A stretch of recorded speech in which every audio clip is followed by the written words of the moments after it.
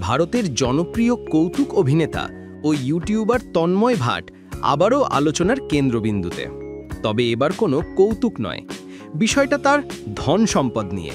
সম্প্রতি সোশ্যাল মিডিয়ায় ছড়িয়ে পড়েছে এক প্রতিবেদন, যেখানে দাবি করা হয়েছে তন্ময় ভাটের মোট সম্পদের পরিমাণ প্রায় 665 কোটি রুপি, যা বাংলাদেশি মুদ্রায় প্রায় 900 কোটি টাকা।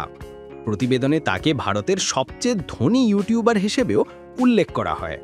খবরটি ছড়িয়ে পড়তেই নেট দুনিয়া জুড়ে শুরু হয় হাস্যরস, মিম আর নানান রকম প্রতিক্রিয়া।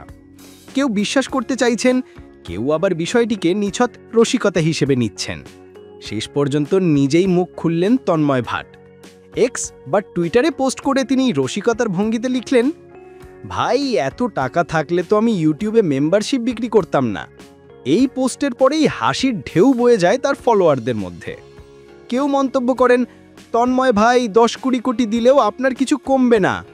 আবার কেউ বলেন, এই মানুষটিই প্রমাণ, রসবোধ থাকলে গুজবও মজার হয়ে যায়।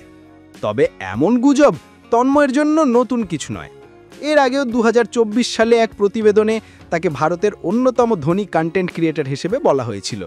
তখনও তিনি স্পষ্টভাবে জানান, এসব খবর সম্পূর্ণ ভিত্তিহীন।